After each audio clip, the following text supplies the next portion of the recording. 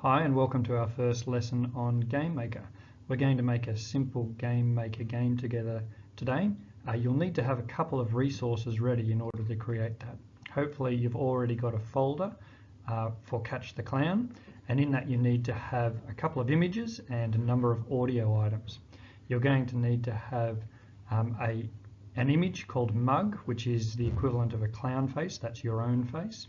Then you need to have a wall tile. You can see down here we've got the wall tile. We also need to have a background, which is going to be the game background, and you need to have 4 different audio files. So you're going to need to have a boink sound, which is the bounce. You need to have what we've called M and M, which is my name backwards, and that's the sound when you actually catch the clown.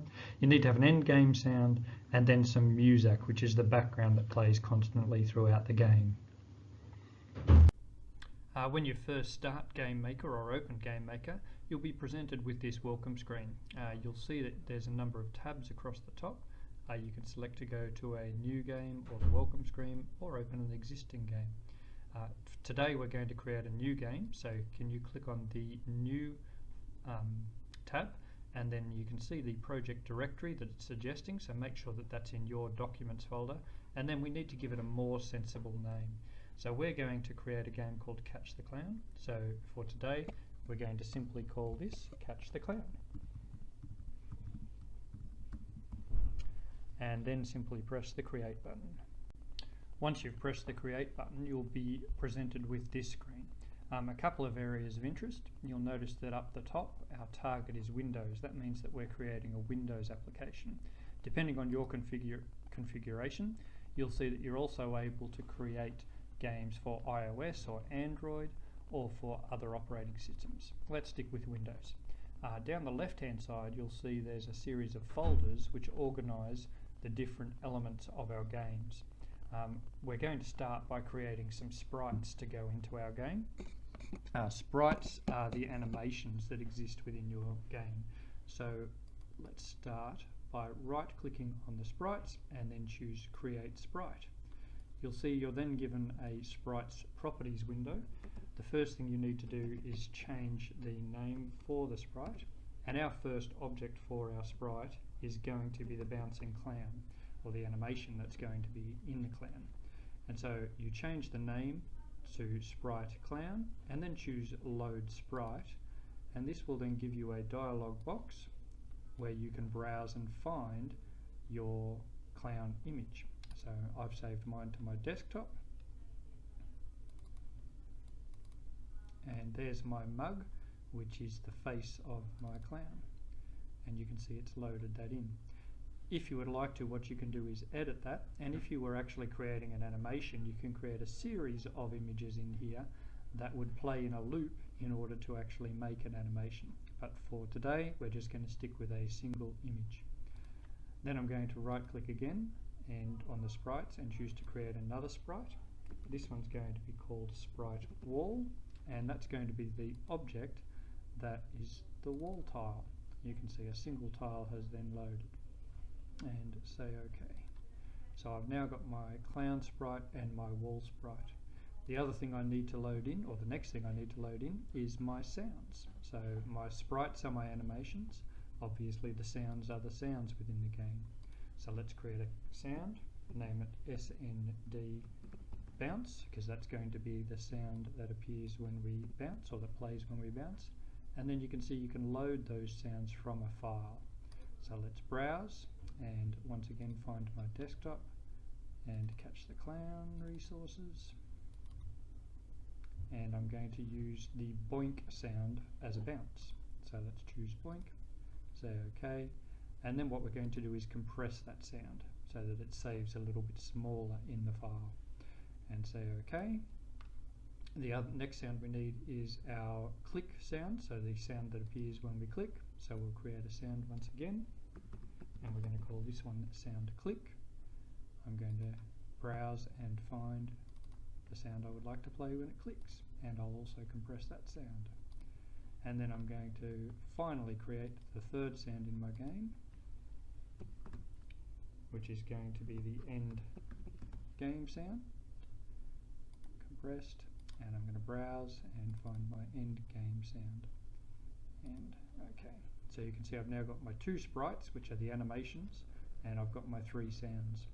Now we need to load the background for our game. So here in the backgrounds folder, we right click, create background, and I'm going to start my backgrounds with the 2 letters of BG, and this is going to be my background. Let's just call it background game. I'm going to load in from my desktop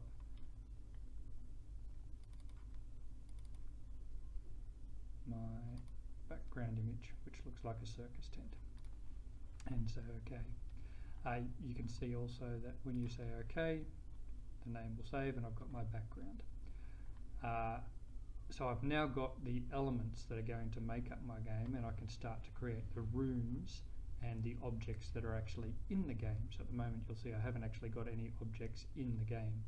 So over here you can see there's an object or a folder called objects, and this is where we can create the objects that have events in the game. So the first object is actually going to be the animation of the clown. So I'm just going to right click on objects, say create object, and I'm going to start my objects with OBJ. I'm going to call this one object clown, and you'll see that it says which animation, or no sprite at the moment. It's asking me which sprite do I want to be the uniform that this object wears. So I'm going to choose the clown, the sprite animation, as the animation that's going to play on top of the clown object. And say OK, and the other object I'm going to need in my room for level number 1 is going to be the wall. So I'm going to create the object, name it OBJ wall, and that's going to be the sprite, which is the wall. And you'll also see there's a ticker box here. This is important for the game. If you want things to be able to, objects to be able to bounce, you need to make a solid object. And so what I'm going to do is I'm going to make the object wall a solid object.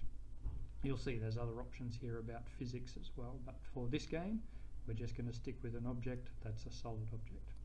So I've now got my object wall and my object clown. Now I need to create a room to actually put these objects in.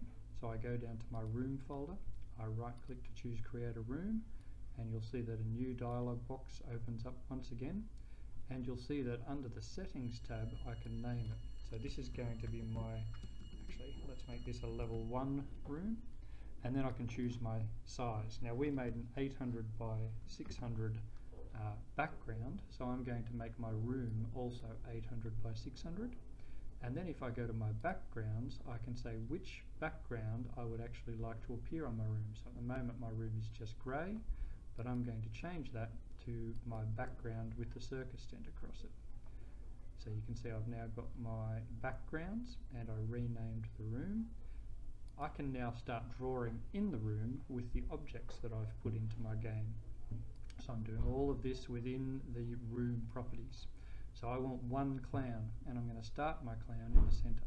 So if you have the clown selected over here on the left, then move into your room and simply click with your left mouse key, then that object will appear in the room. To change the object that you're putting into the room, you come over to the left where the currently selected object is and click on that object. You'll see you get a context menu giving the option to change. So I'm now going to choose the object wall. For level number 1, I want this wall tile to appear all the way around the outside of my room. So you can click through these little grid boxes and you'll see that each time I click, I'm adding one. Now there is a shortcut. If you hold down the Control and Shift key, you can see I'm now drawing with my mouse, which is much faster than clicking individually. So I'm holding down Control and Shift on my keyboard, and then I'm simply drawing around the screen. You'll notice I've made a little mistake down in the bottom right hand corner. So I'm drawing around the screen to put my wall around the outside, and then to fix these mistakes you can right click on the object and choose to delete it, and that will get rid of those objects that I had a mistake on. And there I've created my room with my clown in the middle, ready to begin programming. So let's accept those changes by choosing the tick, and I'll let you get to that stage before we start programming our objects.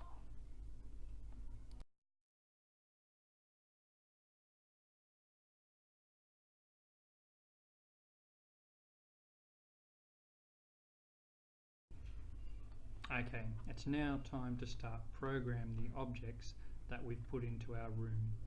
So let's have a quick reminder. We've got our sprites, which are the animation within our game. We've got our sounds, which are obviously the sound effects within our games. The backgrounds are the backgrounds for our rooms or our levels within our games. The rooms are the actual gameplay rooms, so each level would be a different room. You can also use rooms to indicate the end of the game, so you could have a room that the players jump to when they lose, when they go to the end of the game. And then within our rooms we're going to have objects, and the objects are the things we can program within our game.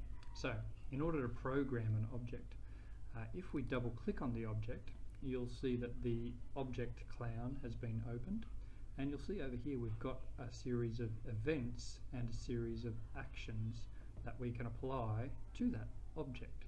So the first thing we're going to do is create an event for when the game starts. So let's push add an event, and you'll see there's an object for creation. That means the game start, or the object has appeared in a room.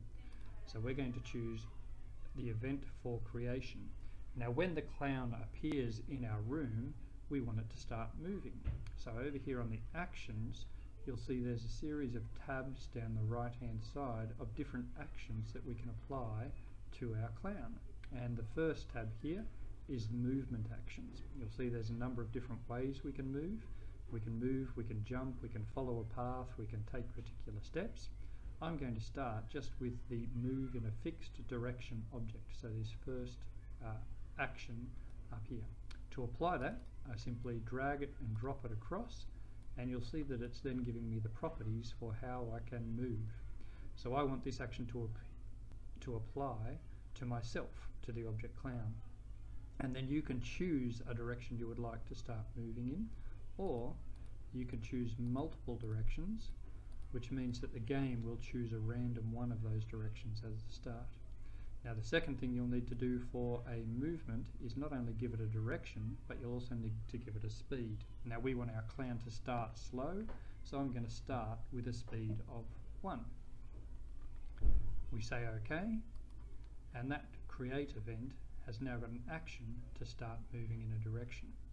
Let's apply that, so we'll say OK, and then we're going to test our first game. So to run our game, we come up to the menu bar or the toolbar and press the play button. Run the game. You'll see it saves your game, it creates a backup of the code that you've done, and then we're going to get a whole of compiling messages down the bottom as it actually creates the Windows application for our game.